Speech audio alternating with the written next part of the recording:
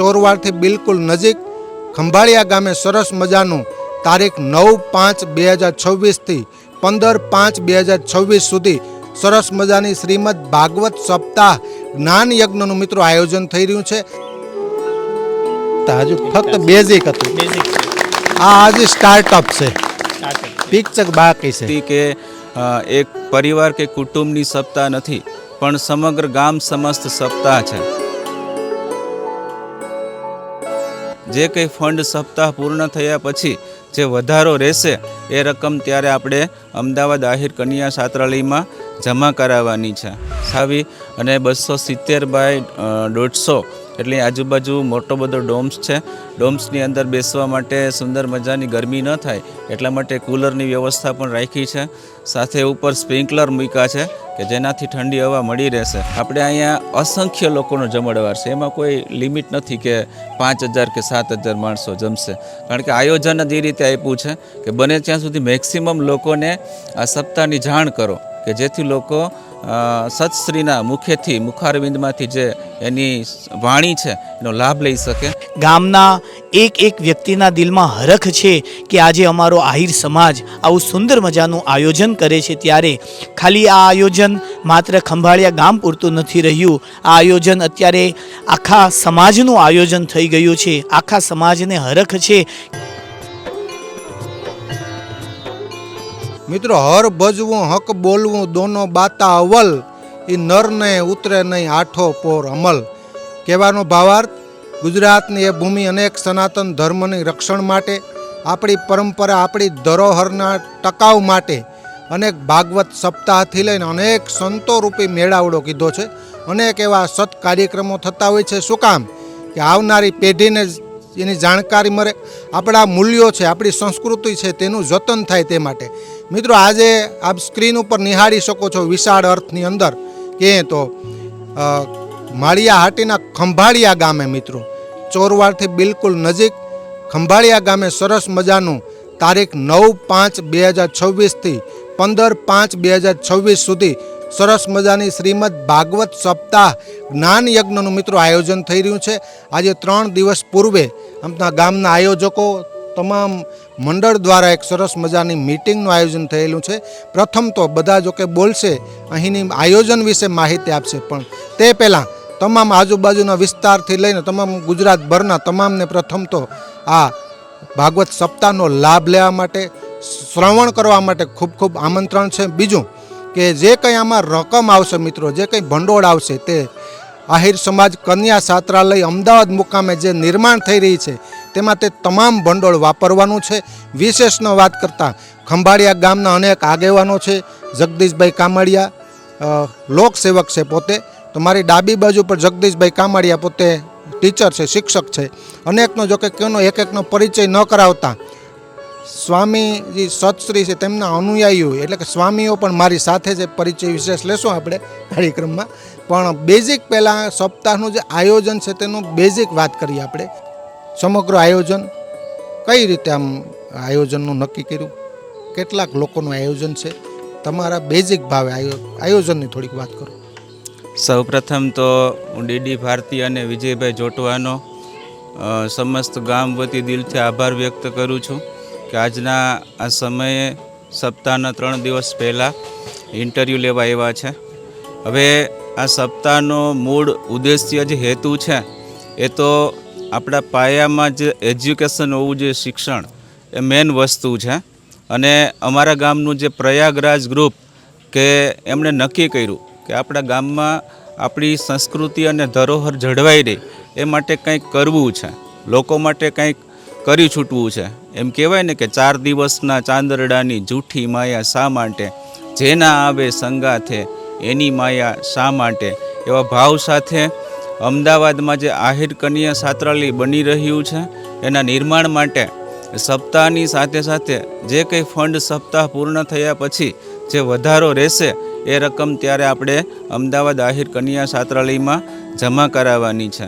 સાથે સાથે આ કોઈ એક વ્યક્તિ કે એક પરિવાર કે કુટુંબની સપ્તાહ નથી પણ સમગ્ર ગામ સમસ્ત સપ્તાહ છે. અને એમ વિજયભાઈ કહેવાય કે એક હાથે તાળી ન પડે, સમગ્ર ગામ સાથે હોય, એમનો સહકાર હોય ત્યારે આવા કાર્ય દીપી ઉઠે છે. અને અમારા ગામનો એ ઇતિહાસ છે. અને દેવું એ કોઈ અઘરી વસ્તુ છે. દાન દેવું એ કોઈ નાની વસ્તુ નથી. ડાબા હાથે દે અને જમણા હાથને ખબર ન પડે એ રીતે ગુપ્તદાન પણ આ ગામમાં થયેલા છે.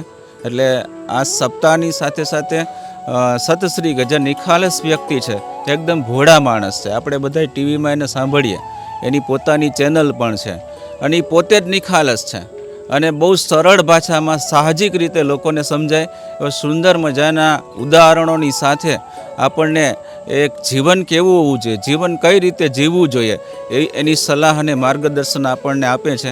એટલે આવા મહામુનિ ખંભાળિયાના આંગણે પધારતા હોય તો આપણા ગામનું સૌભાગ્ય કહેવાય. વિજયભાઈ અને ક્રમશ વાત કરી જગદીશભાઈ હજી તમારી પાસે, પણ તે પહેલાં સંતનો સ્વરૂપ મારી સામે બિરાજમાન છે. મેં જોયું સતશ્રી ભલે નિખાલસ પણ એવું આયોજન હોય, એવી કથા હોય, તેમનું ફોકસ વધારે હોય. દરેક વર્ગ સમાજમાં, સ્ત્રી વર્ગ, બાળકો, વડીલો, યુવાનો તમામને ધ્યાનમાં રાખે.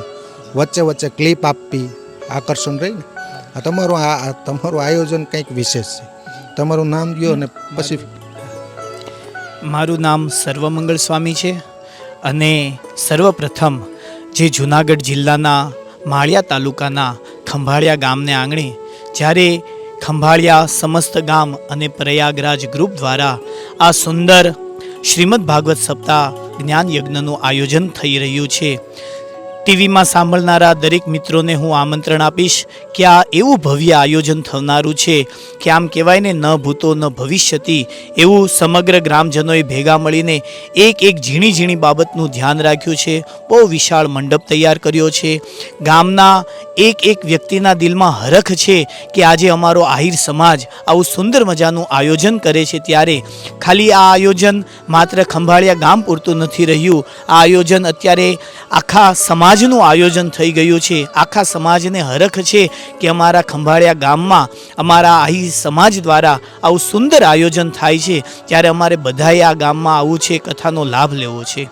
જ્યારે અમારી કથા હિંમતનગરમાં ચાલતી હતી ત્યારે આ ખંભાળિયાથી ભક્તો શ્રીફળ લેવા માટે સ્વામીને આમંત્રણ દેવા માટે આવ્યા હતા. હું સ્વામીની સાથે આમ જોઉં તો 20 વર્ષથી કથામાં જાઉં છું, સાથે હોઉં છું, પણ અત્યાર સુધીના મારા 20 વર્ષના અનુભવમાં આ પહેલો એવો દાખલો હતો કે લગભગ 200થી વધારે ભક્તો કથાનું આમંત્રણ દેવા માટે આવ્યા હતા. અને 200 વ્યક્તિમાં એક નાનામાં નાની ઉંમરના 1 વર્ષનો છોકરો પણ હતા અને 101 વર્ષના માળી પણ હતા. અમારે જગદીશભાઈ, આપણા ગામના મોભી જગદીશભાઈને કહેતા હતા કે કથાનું આયોજન જ્યારે થાય છે ત્યારે મારે પણ આવવું છે. 101 વર્ષના માજી પણ આમંત્રણ દેવા માટે આવ્યા હતા. એ દ્રશ્ય નિહાળ્યું ત્યારે સ્વામી પણ ખુશ થયા, અમે પણ બધા રાજી થયા અને અમારે હિંમતનગરના ભક્તો પણ કથાનો લાભ લેવા માટે હિંમતનગરથી બસ બાંધીને આવવાના છે. ધન્યવાદ સ્વામી. જગદીશભાઈને પરસેવો પડે છે, પણ આમ તો 2 મહિનાથી સતત ખડે પગે છો. 2 મહિનાથી તો હું જો આગળના જ્યાં હોય ત્યારના. પણ આ મિત્રોને યાદી કરાવું, કોઈ પ્રશંસાની વાત નથી. એક હાકલે કે ને આ બેકગ્રાઉન્ડમાં આપ જોઈ શકો છો, હજુ તો ફક્ત આજ બાળકોને જમાડવાના હતા, હજી કાર્યક્રમ શરૂ નથી થયો. ગામની એકતા સ્વામી આ છે. અમારો વિષય નથી પત્રકારનો પરિચય, આ એકતા હજુ ફક્ત બેઝિક હતું. આ હજી સ્ટાર્ટઅપ છે, પિક્ચર બાકી છે. હજી તો પ્રથમ દિવસ, બીજો દિવસ. પણ કહેવાનો મારો ભાવાર્થી સ્વામી દરેક ગામડે જઈએ તત્વની પ્રશંસા કરી છે. કવિ, કથાકાર, સંત, પત્રકાર, ટીચર, બધાય તત્વની. અહીં આપણે જોયું ફક્ત આ એક કથાની વાત નથી, સમૂહ લગ્નની બાબત હોય, ધૂળેટીનો ઉત્સવ વર્ષોથી, એ પણ વિશાળ અર્થની અંદર અહીં ઉજવાય છે. વિશાળ સંખ્યામાં માણસો, આજુબાજુના ગામના હબ છે. અહીંયા રગદિયા દાદા બિરાજમાન છે, વડગુમાં હનુમાન દાદા. તો મૂળ તો ખંભાળિયાનો અર્થ પણ વિશાળ અર્થની અંદર, ખંભાળિયા શબ્દ છે ને વિશાળ અર્થની અંદર છે.